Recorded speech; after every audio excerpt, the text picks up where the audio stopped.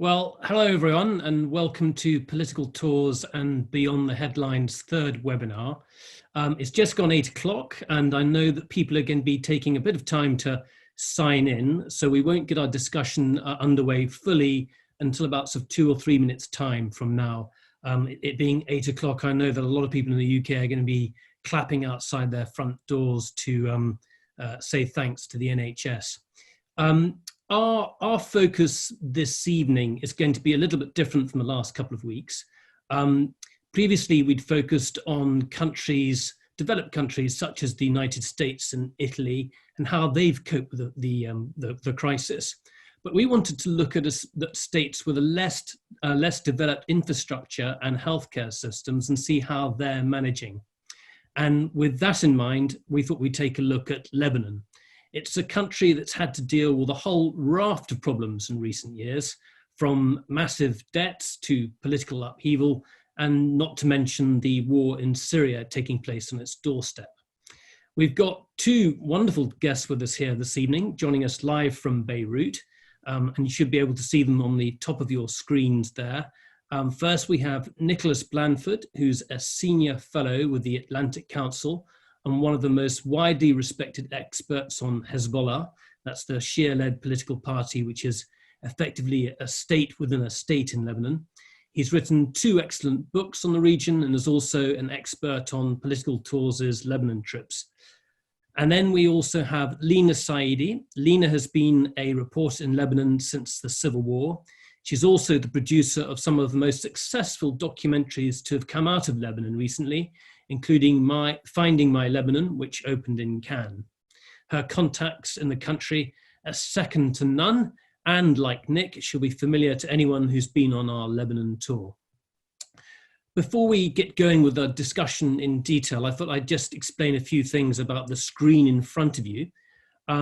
If you want to ask a question, if you just go down to the bottom of your page, you'll see a Q&A section. If you click on the Q&A section, you should be able to ask a question there. You just type it in, and that will try and answer those questions as quickly as possible. If you have any problems, send Isabel Roberts a message, and she'll be able to try and find a solution for you. Isabel is in charge of, she's the host for the discussion, and she can give you access. If there's any problem that you have, she should be able to resolve it. Okay. And then one other thing we're going to do is, if you've got a question that you'd like to ask live, if I say a question that we think is particularly interesting, we might come to you and unmute your microphone. Don't worry, I'll give you some advance warning so you don't get a surprise. And that'll just be your microphone. It doesn't have to be your camera as well. So I think that sort of gives us an idea of what of the screen in front of you. So let's get going now with the discussion in full. So firstly, I thought we'd try and divide the discussion into three parts. Firstly, Nick and Leena are going to give us an idea of what the situation is like at the moment in Beirut and throughout the country. Next, Nick will give us some context of what the situation was like in Lebanon before the emergence of COVID-19. And in particular, he'll talk about the major debt crisis that Lebanon has been in and a connected political crisis. Lebanon has seen major street protests for over a year, causing the fall of the government late last year. And then we want to look more closely at the impact of COVID-19 in areas of Lebanon that are least equipped to deal with this crisis, namely the refugee camps and the poorest areas of Lebanon cities. And then Leena and Nick are both ready to take your questions. So I think the first thing to do really is both Nick and Leena is to ask what's the situation with you? I mean, where are you both? How long have you been sort of stuck in your homes? And give us an idea about the situation immediately around you. Leena. Okay, hello everybody.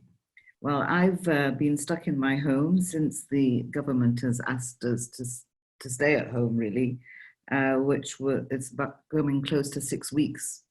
But luckily, because I'm a reporter, I'm able to leave from time to time when there are things I want to report about. I live on what used to be known as West Beirut, which is near the seafront. I'm lucky in that I'm at home alone. I only have a dog and a cat with me because both my daughters were out of the country at the time and they're stuck, one in Martinique and the other in Dubai. So around me, people have been, I live on a busy street.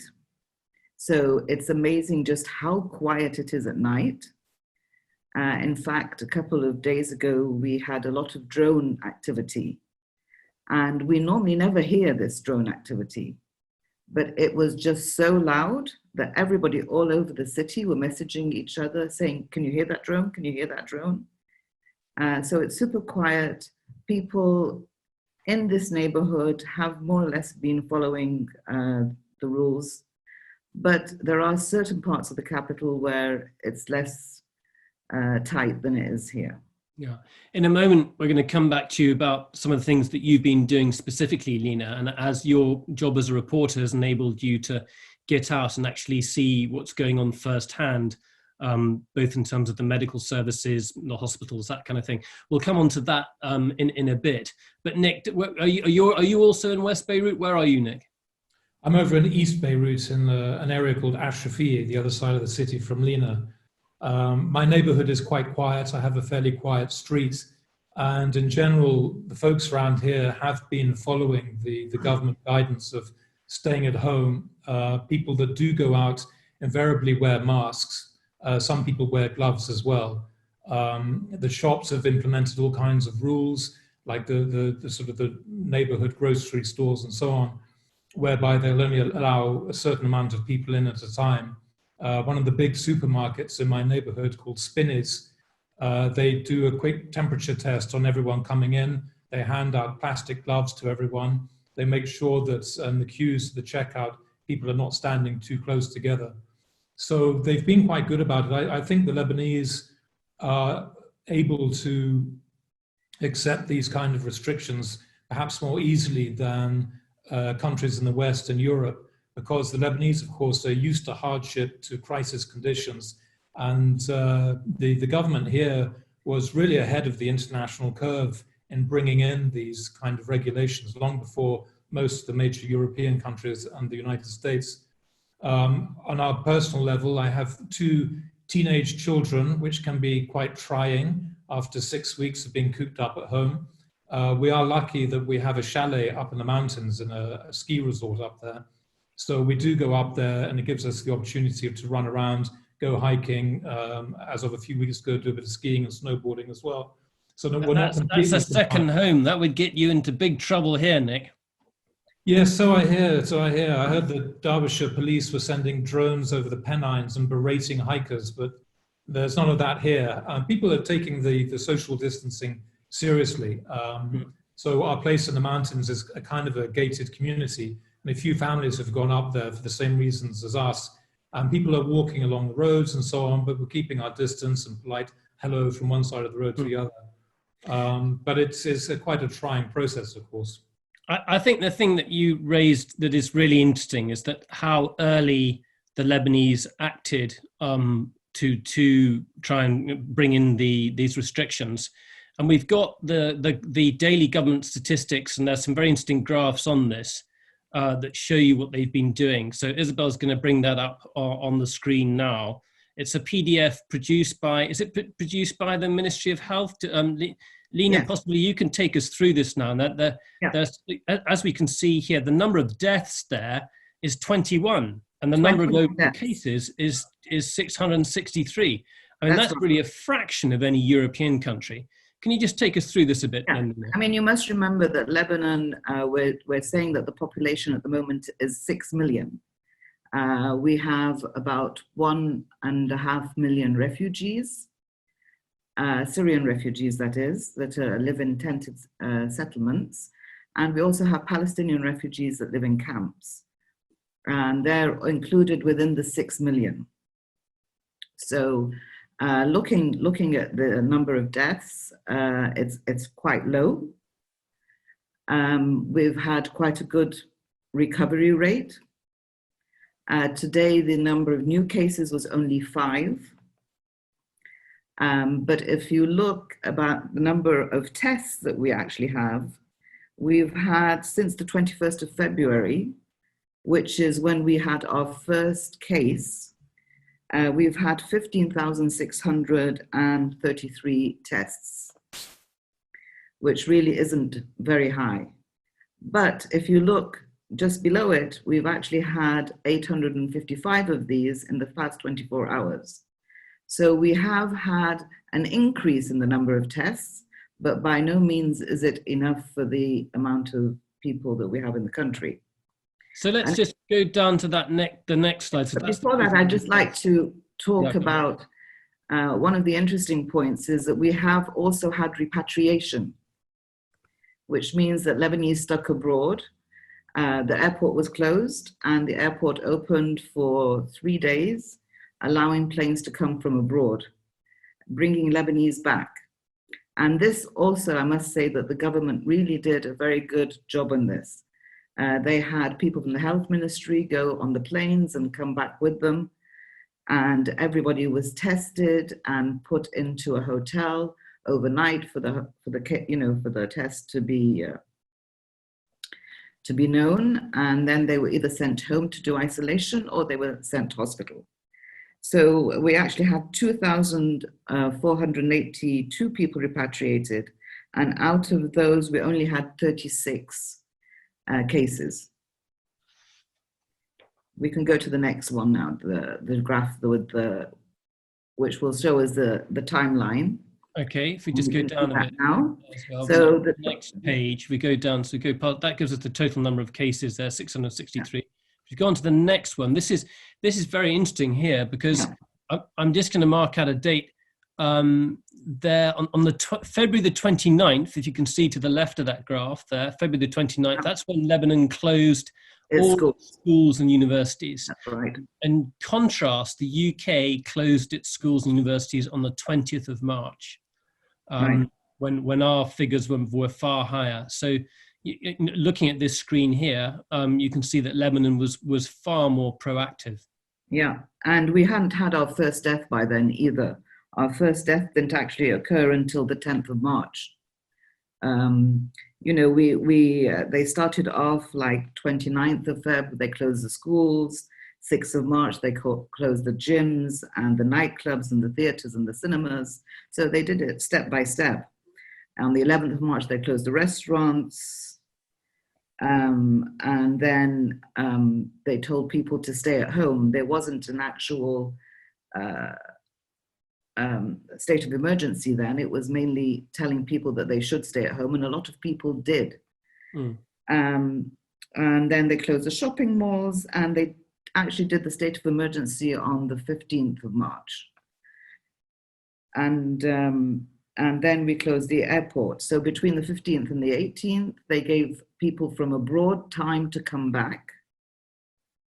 They put, the flights were flying normally and people were allowed to come back during that time. And then they closed all sea, land, and airport. And we've been in that state since then. But could you go to the next slide, and then that's the last one, we'll be out of it. We'll just move down a bit to the map. Yeah. If you see this map here, you can see the largest number of concentrations of cases detected is in the Beirut area, and that region next to it includes the Beirut suburbs. I presume that's why that's in the Metin, yes. Yeah. And then we see the Kasserwan area in a lighter red. So you go from dark red to light red to the orange to the lighter orange, and then the yellow and the white. I think this is something that we'll touch upon later, because I also need to tell you here that the very first case we had was coming from Iran. It was a lady coming from Iran, and we know how quickly things happened in Iran. And people were very scared about the fact that the Lebanese government had let in planes during that time. So I'm sure Nick will talk about whether we actually have the full picture or not. Yeah, and the key thing there is that you've got Shia pilgrims going from Lebanon to places like Qom in Iran, Exactly. which is one of the key centers of Shia pilgrimage. Yeah, and we don't really have that many cases reported in the areas where you'd expect, like Baalbek and down in the south, where the big Shia populations where are. there's a big Shia community. But also we must also say on the Christian side, where we have a report of a high number of people, this was because people kept on going to church. And then after that, the churches were told that they should not have services in the church. But a lot of our people, like to go to church, and especially during last Easter. It's our Eastern Easter this weekend, and the Western Easter was last weekend. And there were a couple of churches where people did go. So it is a bit scary where people do not do as they're told and stay home to be safe. So I think that in a moment, I want to show a photograph that might indicate that not everywhere, not all people are doing as they're told, and we'll come on to that in just a second. But Leena, you've had the opportunity to get out and about yourself. I know you've been filming with the Red Cross, and that's enabled you also to see some of the hospitals, or at least one hospital.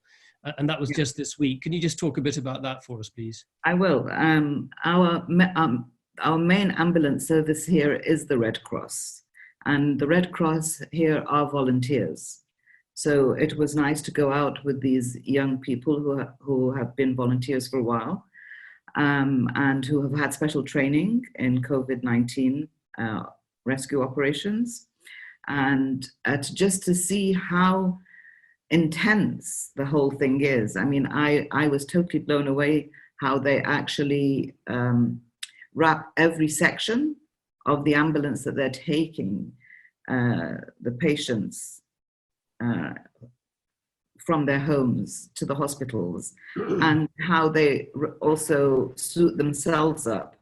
And speaking to one of the Red Cross people, we were able to travel in the ambulance going, but obviously not on the ambulance with the patient.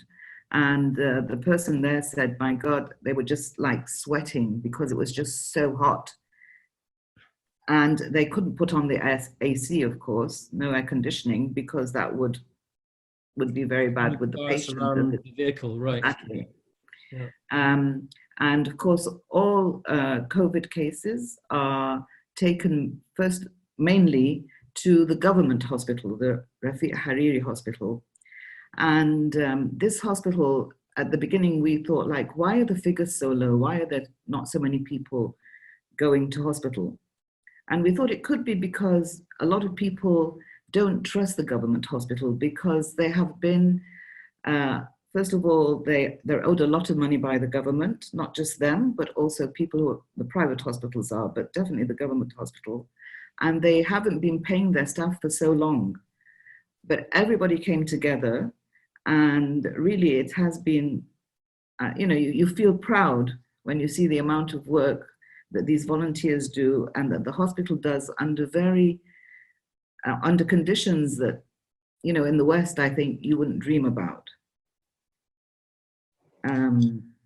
So that was really interesting. But obviously, not only that, but before this whole thing started, the COVID-19, we were in a state where the hospitals were running low on medication, on equipment, and obviously they didn't have the money because of the financial crisis we were in, which Nick will explain.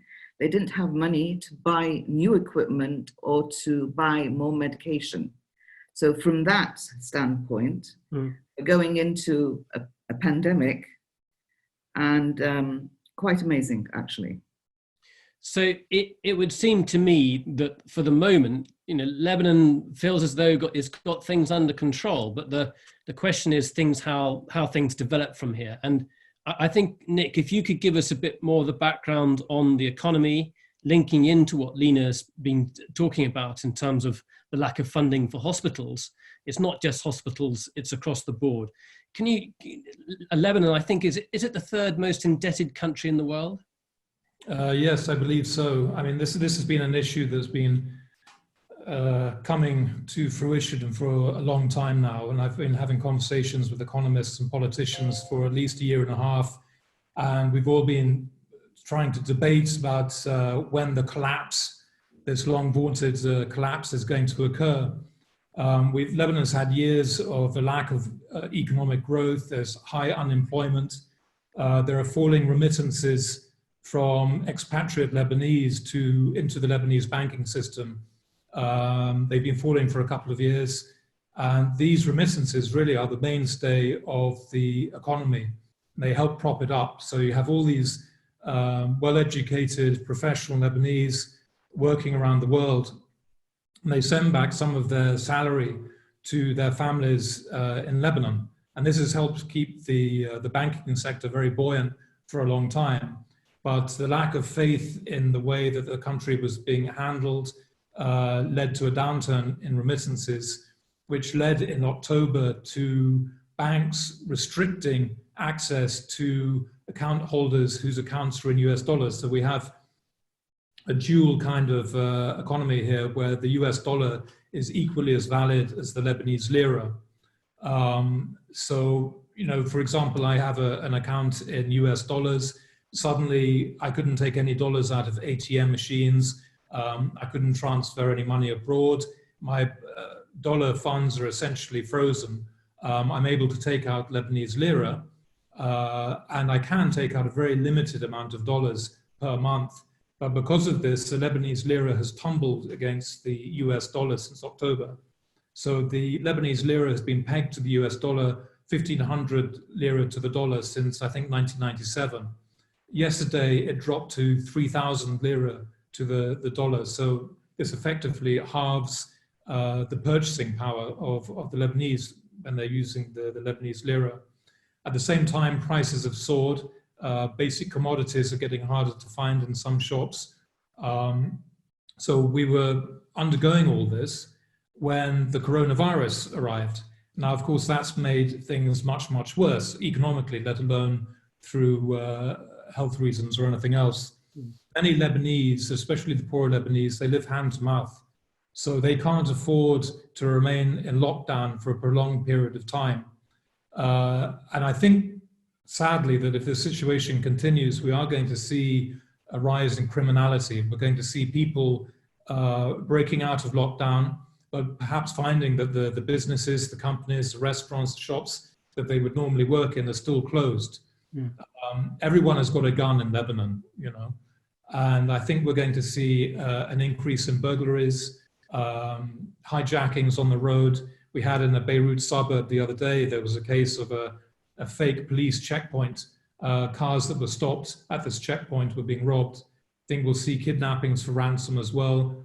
It's a phenomenon we've seen in the not too recent past in places like the Bekaa Valley, which tends to be a fairly lawless place. And this, of course, is going to put a huge strain on the security forces that are already trying to keep up with all the various crises in the country. So this essentially is the worst situation we've had in Lebanon since the end of the civil war in 1990. The debt, Lebanon's debt stands at $90 billion, or 170% of GDP. And last month, Lebanon, for the first time ever in its history, defaulted on a Eurobond offering, a 1.2 billion Eurobond offering. And the government has effectively said, we can't honor any of our Treasury bond, Eurobond offerings for the time being. The result of all this has been really 3 decades of corruption, wasteful spending. An example is the electricity sector in Lebanon. Even 30 years after the civil war ended, we still have daily rationing. In Beirut, an area, a reasonably prosperous area where I live, we have 3 hours of rationing every single day, which means that we have to fill that gap by subscribing to quite pricey neighborhood generators.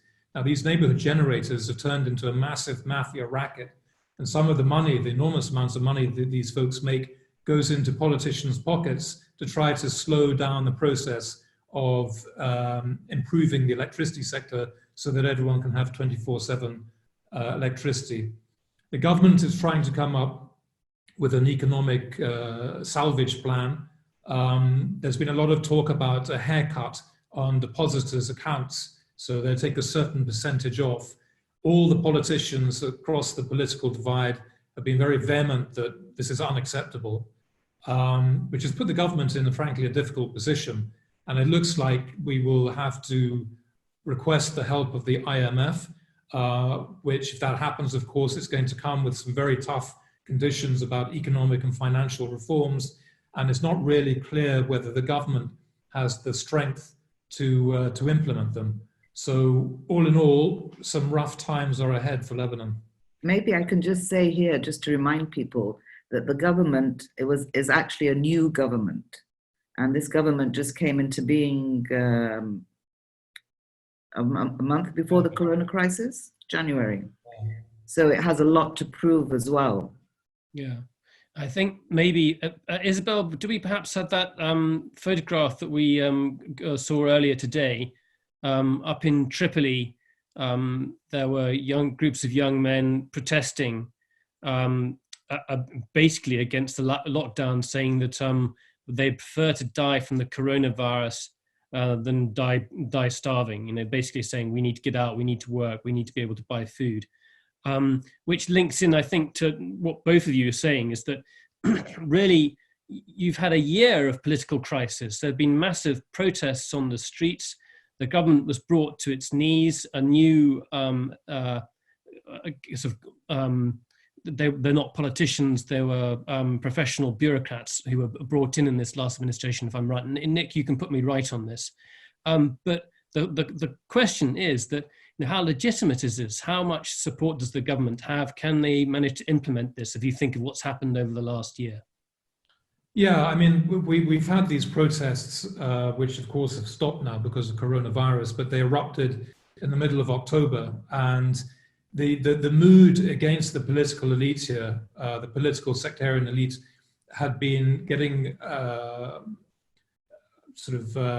more and more aggravated for some period of time. And the government, in its wisdom, the then government, decided to apply a tax on WhatsApp. So WhatsApp is extremely popular in Lebanon. Everyone's got WhatsApp on their phones. And this was kind of the straw that broke the camel's back. And this got the protesters out on the streets very quickly. And it was nationwide. It was quite extraordinary to watch. So this wasn't confined to a particular place or a particular sectarian community. They were all out there, the Christians, the Druze, Sunnis, Shia even, and Hezbollah areas. And this first phase, which went from the middle of October to early December, you could categorize perhaps as the fun phase. So it's very passionate. Everyone wanted to get involved. There was a tent city in Martyrs Square in downtown Beirut. They were coming up with this it was a leaderless revolution. No figureheads were sort of poking their heads above the parapet at this stage. And they were coming up with innovative things like, you know, you have the clapping at 8 o'clock for the NHS. Back in October, people were on their balconies at 8 o'clock every evening, banging pots and pans as a kind of a sign of solidarity. I think Lebanon broke the Guinness Book of Records for the longest human chain from Tripoli in the north all the way down the coastal highway to Tyre in the south. Hezbollah began to push back. They sent some of their guys and their allies in the Amal movement into the protest areas. There was a bit of rough behavior, some tents got burned down and so on. But it was very striking to see the Shia in Shia areas of Lebanon, which are Hezbollah and Amal dominated areas, setting up their own little tent cities and performing daily protests. It was quite brave of them. Then we had, in the middle of December, Saad Hariri, who was a prime minister at the time.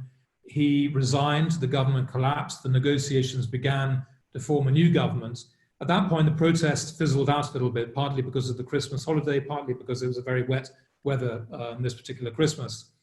Then at the beginning of January, Hassan Diab, who was a professor at the American University of Beirut, was appointed prime minister, and he formed a government of essentially what we call technocrats.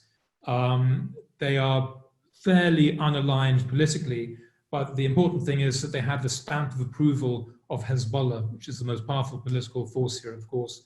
And a lot of the other groups who are opposed to Hezbollah were very unhappy with this particular government. Then we had a return to the streets, but in smaller numbers, and it was a little more violent this time. People were getting frustrated, things weren't happening. They've been protesting since October. The political elite was still in power. Yes, the government had changed, but it was the same government, if you like, with just different faces. And then we started seeing more clashes between the security forces and with the protest movement. But then Corona kicked in and everything has gone into deep freeze for the time being. I mean, I think there's every expectation that when the situation improves in terms of national health, that the protest movement will not take up arms literally, but will revive.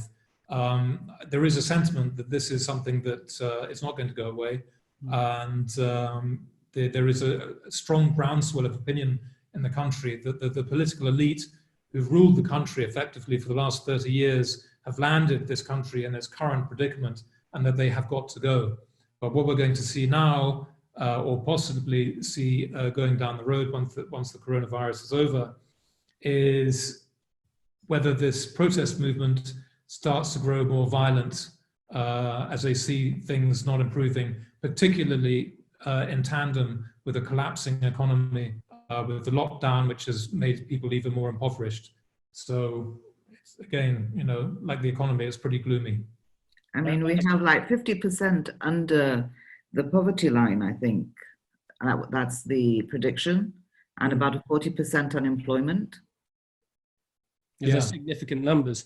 Just picking up on what you were saying, Nick, I mean, I think just so perhaps everyone, for people who don't know Lebanon that well, Lebanon's constitution reinforces this sectarian divide. So political parties haven't had to campaign on issues, on delivering good services or competing with another party to try and, you know, deliver a better kind of administration. They are really sort of centers of patronage. And that has meant that they've stayed in power because the constitution allocates them different parts of the government. They have remained in power for a very long period of time, and it's a constitution that dates all the way back to the beginning of the 20th century. So this huge protest movement is a significant shift in Lebanese politics. And here now, with the coronavirus crisis happening at the same time, it's a very, very heady mix. So this brings me on to the last bit of the third bit of our discussion, which is, okay, so the numbers are down. The COVID-19 numbers so far detected are relatively down, but the big fear is that it could get into the refugee camps, it could get into the very crowded areas in some of the cities that are incredibly poor. And just as Leena mentioned now, with very, very high levels of poverty and very little access to good healthcare as well. So Nick has got some slides here of various photographs taken over quite a long period of time of various refugee camps, various camps throughout Lebanon. Nick, do you want to take us, give us, that's the previous photograph that we saw in Tripoli just there now. But if that's the Fist of the Revolution at the back. Say it again? Oh, Fist of the Revolution at the back. The Revolution at the back. Yeah, okay, great. So Nick, do you want to take us through the slides as they come up just now? And I think Isabel will have them in place in just a second. There we go, here we go. Yeah, so I mean, I rummaged through some of my collection of snaps taken over almost 20 years, I think. Some of them I couldn't even remember taking, but this picture here shows part of Shatila refugee camp, Palestinian refugee camp in southern Beirut. It was taken at around the time in the fall of 2004, just after Yasser Arafat had died. So this is a picture on the wall of Yasser Arafat, the PLO leader, a Palestine Liberation Organization leader for many years, of course, much revered by the many Palestinians in Lebanon. But you can get a sense, perhaps, from this picture of the rather squalid and cramped conditions that the refugees live in. This is only quite a wide street in Shatila. There are many of the streets and really the passageways which are not more than 50 centimeters wide. I mean, they're really, really cramped. And one of the things about that camp is you notice there's no sunlight. You can see some sunlight in this photograph, but in many of the alleyways, you don't see any sunlight at all. That's right. And you've got all the wires and water pipes and so on, like spider cobwebs over these passageways. Can we go to the next picture, please? This is in Ain Helwe. Ain Helwe is the largest Palestinian camp in Lebanon, home to approximately 70,000 refugees who are crammed into an area of roughly 1 square kilometer. And this is a kind of passageway which is very typical in Ain Helwe, which is in Sidon. It's on the edge of Sidon in southern Lebanon. And with the refugees, because they're not allowed to expand beyond the geographical perimeter designated as the camp, they build upwards. So invariably, as the buildings get higher and higher over the passing years, the lights gets less and less down in these passageways. And in this case, they built over what would have been a passageway. So you've almost got a tunnel kind of effect. Can we go to the next picture, please? This is the marketplace in Ain Helwe. So, you know, a busy weekday, people are out buying clothes, buying their vegetables, buying meat, whatever. And you can see how cramped this is. So that if the coronavirus or COVID-19 was to set in to somewhere like Ain Helwe, it would have a devastating impact. And of course, these camps don't have the medical resources to be able to cope with a pandemic. My understanding is, I saw a report, I think yesterday or the day before, that there was one reported case of coronavirus, of COVID-19 in Ain Helwe, but that turned out to be false. So as far as we know, there aren't any cases yet, or at least none have been confirmed in Ain Helwe, or I think the other Palestinian camps. But if it does take hold, it's going to be very difficult. Next picture, please. Yeah, here's just another illustrative picture. This is the Wavell camp in Baalbek. I was visited there about a year and a half ago. And again, we have a mural of Yasser Arafat. This Wavell camp was named after General Sir Archibald Wavell, who was the commander of British forces in the Middle East in World War II. And he oversaw Operation Exporter, which was the Allied invasion, British and Australian troops from Palestine into Lebanon to rout the Vichy French, who of course were with the Germans and were running Lebanon at the time. Next picture, please. So the Palestinian camps, particularly Ain Helwe, are notorious for violence. And there are a lot of different Palestinian factions there, who Islamist factions, pro-Syrian factions, who are often at each other's throats. This gentleman here is a guy called Munir Muqdah. I think I took this picture in 2003.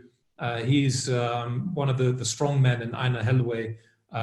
He's a brigadier general now, I believe, in the Fatah movement. And he was out walking in the camp with his bodyguards. Next picture, please. And this is a kind of result of what can happen with violence in the camps. This is a picture in the aftermath of the 3-month battle between a jihadist Al-Qaeda linked faction and the Lebanese army in North Lebanon between May and August of 2007. The camp Nahr al-Bared, which means the cold river, which is on the coast north of Tripoli, was devastated in this very difficult 3-month battle. That you can see the Lebanese flag flying from the ruins of the buildings there. When the Lebanese army pushed their way gradually into the camp and took a lot of casualties, around 160 soldiers were killed, they would plant a Lebanese flag on each little section of the camp that they had been able to take back from the jihadi groups. The next section, next picture, please. So now we've got the second grouping of refugees in Lebanon since 2011, and these are the Syrians, of course. So there are between 1 million, 1.5 million Syrians who fled the war in Syria and living in very difficult circumstances still all these years later. This picture, I believe, was December 2013 in the Bekaa Valley. You can see some snow on the ground, and these folks were living in pretty simple makeshift tents and not a good situation for them. Next picture, please. So another Syrian encampment. This one was near Tanail, a village called Tanail, which is near Shtora. And those of you who've been on the Lebanon tours might remember passing through Shtora. Next picture, please. Yeah, this is more of the same. You can see the UNHCR on the left stamped on the tent. And this is the organization that's been providing a lot of help for the Syrian refugees. And next picture, please. And there again, little children trying to be cheerful under the circumstances. Of course, you've had a whole generation of children who've been born in Lebanon since the war began in 2011 in Syria. They've never seen their home villages, cities and towns, and have been living under these circumstances for 9-10 years.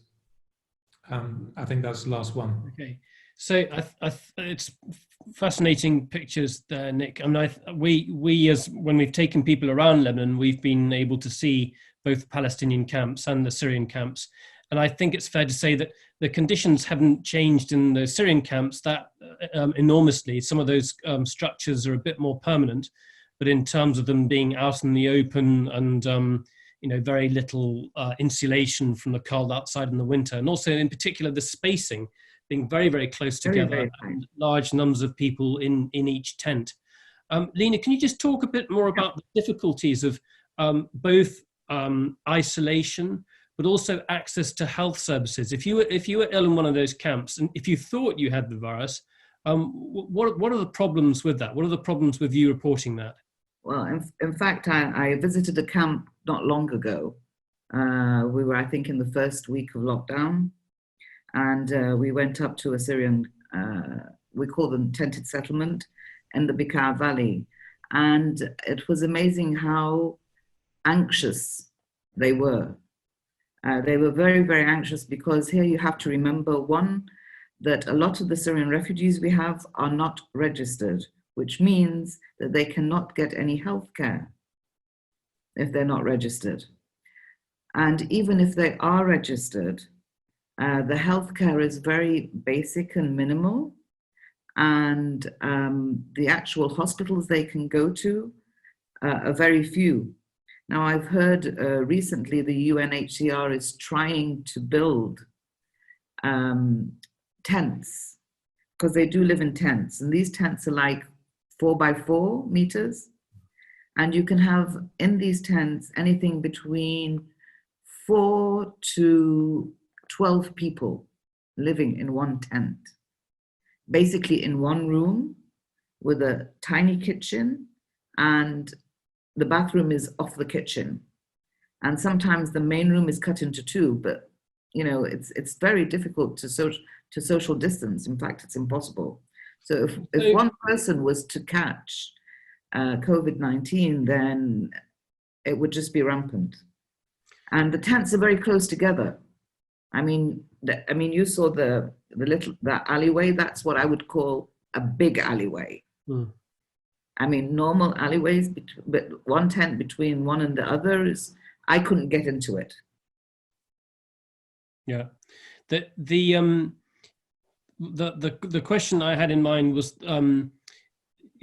if you already the refugees are under significant restrictions. So, for example, they can't go and work normally within the economy. No. Perform agricultural labor, or they can work on a building site.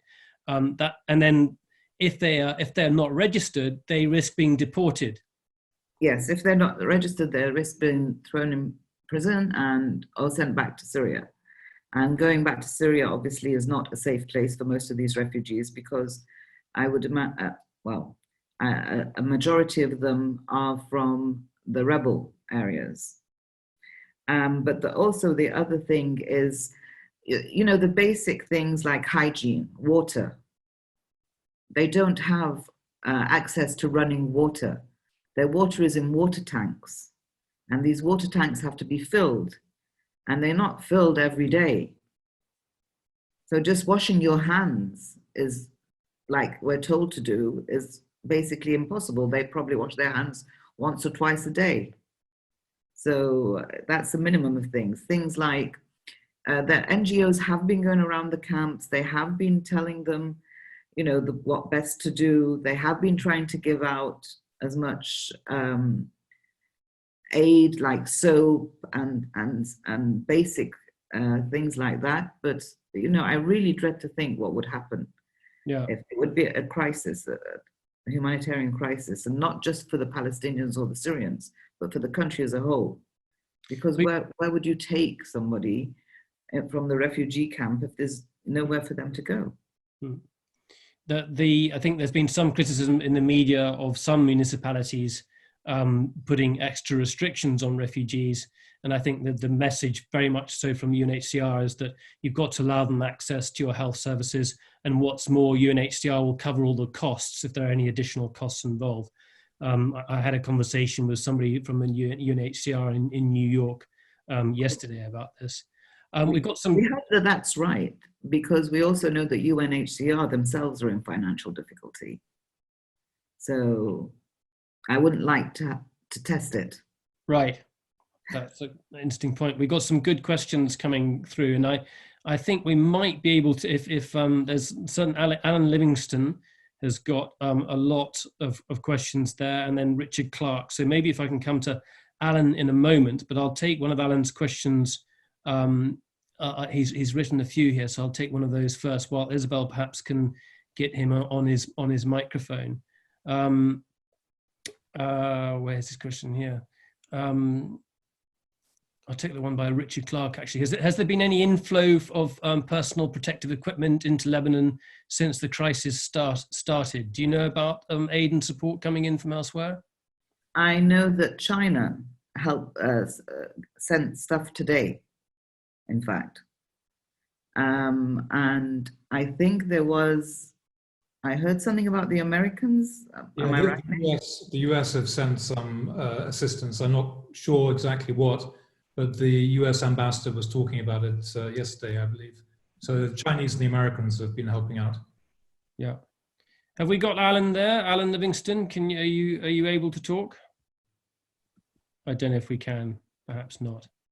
No, I'm not too sure if we can get him there. I'm not on the line there. I've got another one here from Simon. I'm unmuted. Can you hear me? Oh, yes, now we can. Go on, Alan. Good to hear from you. Nicholas, it's good to hear from both of you. So I'm glad you're safe and healthy.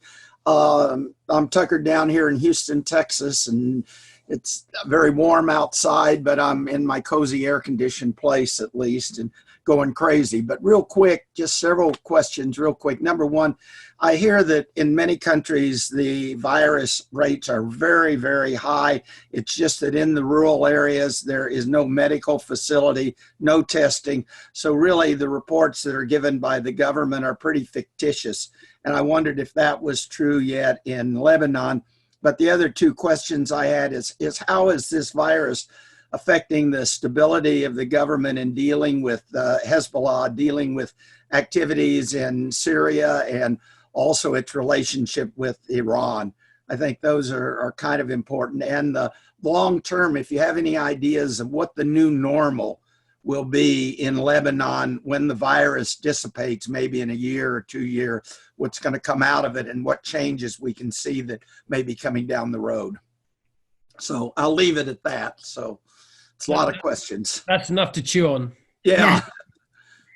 I just like to say that I think an interesting point we were talking about earlier and in some way relates to this is you were asking about help and the government and everything. Well, in fact, Hezbollah have in the past week or so come out with tours for the media of how they're going to help with COVID-19. And they have a lot of volunteers, and they have a lot of ambulances. They're preparing hospitals, they're preparing tents, and if the government should not be able to cope, they're ready to step in. And I think Nick can tell us what that means. Okay, Nick, I'll turn to you in a second, but while we're just doing that, perhaps we could get Simon Jackson online with his microphone after Nick has answered this question. So Simon Jackson up next with his question, but Nick, you far away. Hi, I was wondering, have the privations both of the virus and financially, have they affected the view of the population of the Lebanese population towards the refugees? You know, and obviously, and the resources that the refugee camps inevitably consume. So, Nick, why don't you deal with the political questions that Alan asked first, and then come on to the question that Simon has asked now.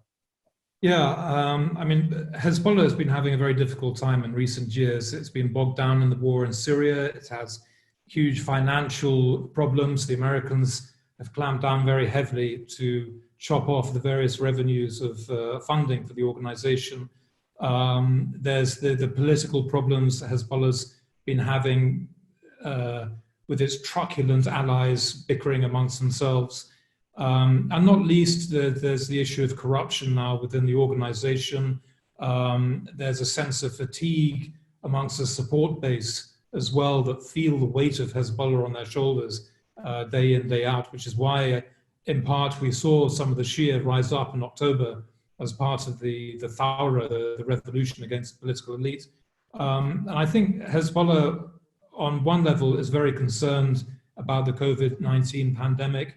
Obviously, they have a lot of their guys who go to Iran and come back. And there is a risk that that community, the Shia community, the Hezbollah community, could be at greater risk, perhaps, than other Lebanese. And of course, if Hezbollah cadres start falling sick, maybe in some cases dying, that's going to have an impact on their military capabilities. So I think they're taking this extremely seriously. But I also think that there is a kind of a propaganda benefit to what they're doing in terms of the response to COVID-19. As Leena pointed out, I think they've had 2 press conferences, one in southern Beirut and one in Tyre yesterday, showing everybody, look, this is what we can do. These are our capabilities. We're here to help the people. We're here to help not just the Shia, not just the Hezbollah supporters, but everybody that is affected by this disease. And it'll be interesting to see how the support base react to this.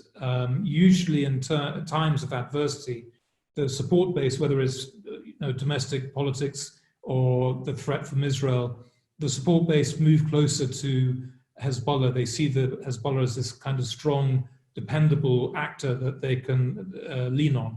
And that may well be the case with COVID-19, particularly if the numbers increase, and particularly if the numbers of victims, that is, increases in Shia populated areas, i.e. Hezbollah controlled areas. We've got about sort of 6 minutes or so left. Leena, do you want to come on to the question that Simon was asking? I mean, I think it's a very interesting one about attitudes of the Lebanese to refugees. I mean, there's already a clear separate identity. If you're a Palestinian, you've almost got a separate identity to somebody, a Lebanese citizen. That's sort of established in law. What do people think about the Syrian refugees? I think especially with the COVID-19, people are very anxious about what could happen with the refugees, just like they're very anxious about what could happen in Syria with the COVID-19 outbreak, because we really don't know what's happening there, and Syria is our neighbor. And although the land border is closed, there are always ways of coming across, like a lot of the refugees we have came across illegally. So I don't think Lebanese on the whole are very happy that the Syrians are here at this stage, because they do feel, one, they are a drain on the resource, 2, they are a danger to the country should the virus spread, and through no fault of their own, obviously, but because they are in places where they cannot be isolated and they don't have healthcare. So I think we will see people not being so keen as to mix with the refugees. Yeah, so it's inevitably Yes. going to rub off, and you think. Yeah. But I would like to also point out that that the Lebanese, like I said earlier, also have this thing about a lot of people won't go to government hospitals because government hospitals aren't equipped. But one of the good things that we've had here is that the government hospital has been giving the test for free. So people who do get tested here do get tested for free if they go to the government hospitals. And if they go to private hospitals, obviously then they're paying for it. And it's a lot easier to get tested here than what I've heard in Europe or the States, in England or the States. I think that links in nicely to a question here from Susan Scrimger. If we can get Susan's microphone up in a second, and it does relate to that question about testing and monitoring, and you saw this taking place in the hospital. But I think Susan's questions relates really more directly to the camps. Have we got Susan there? Yeah, I'm here. Hi. Being in the UK and knowing how the numbers of deaths that are recorded every day don't necessarily reflect actually the real numbers. I'm thinking about the care homes and what we're learning about deaths in care homes. I'm just wondering whether is it being properly monitored in the refugee camps, that the situation or the actual numbers of deaths or the number of cases, is that something that you believe is being well monitored and the data that's coming out is actually correct? I do believe it is being well monitored in the camps, because the camps are on a very serious lockdown. But the one thing I'm not sure is if we have enough testing done to know. Yeah. I mean, deaths, yes, but I'm not sure if we know how many people are actually have the virus. Yeah, okay. The testing's the key thing. I think one of the interesting things I saw in the last few days is Lebanese army patrols going through Shatila, Sabra and Shatila, the Palestinian refugee camp we were talking about just earlier. And then also in response to that issue as well, UNHCR has been building isolation units in its camps. So the idea if somebody is ill, they would go to that, they'd be contained within that area and sort of separate accommodation from their family. But as from what I've seen, I can't actually see any widespread testing taking place outside the government-run hospitals that Leena was talking about earlier. I think we're about to wrap up. Nick, have you got any more? I've got one more question here from Geraldine Gill.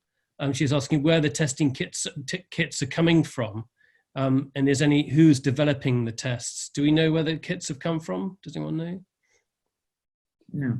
No, we don't know. Okay. Nick, have you got any last thoughts now? And the question is about what's going to happen. Things are so fluid, but do you get any idea of any sort of political direction at this sort of early stage? You know, it's really difficult to tell. I know Alan was asking about the long-term new normal for Lebanon. But, you know, we're dealing not just with COVID-19. This is the problem. You know, other countries are dealing with COVID-19. They'll come out of COVID-19 and continue on a post-COVID-19 path. But Lebanon is not only dealing with that, it's dealing with a collapsed economy. We're dealing also with the ever-present threat of another war between Hezbollah and Israel. So even while everyone has been focusing on COVID-19 in Israel as well as Lebanon, the Israelis have still been hitting Hezbollah targets and Iranian-related targets in Syria. Just yesterday, one of their drones attacked a vehicle carrying Hezbollah personnel just across the border inside Syria. Nobody was hurt in the attack. But it just reminds us that despite our focus at the moment on the pandemic, that there are these broader issues as well. So we have Hezbollah, Israel, which is always hovering overhead. The next major encounter between those two, plus COVID-19, of course, plus the economic situation, and the revolution. I mean, what shape or form is a revolution going to take once COVID-19 is over, once lockdown is over, people can get back on the streets? How are people going to react because they've lost their jobs? They can't make money anymore. I think Lebanon is facing a real host of challenges, and it's very difficult to see how it's going to navigate a path through all this. Well, Nick, thank you very much indeed. And to you, Leena. I think that's a really comprehensive overview of the country. And I think we've seen it at a fascinating point where the virus has not yet, as far as we know, got very far. And we hope that it doesn't go significantly further. But boy, does Lebanon have a lot to deal with. It's been a fascinating briefing. Thank you both very much indeed. We'll be back here again at a similar time next Thursday. We'll be sending out emails about the next talk very shortly. So please do open your emails, and we'll see you online very soon. Thank you very much again, Leena and Nick. Bye for now.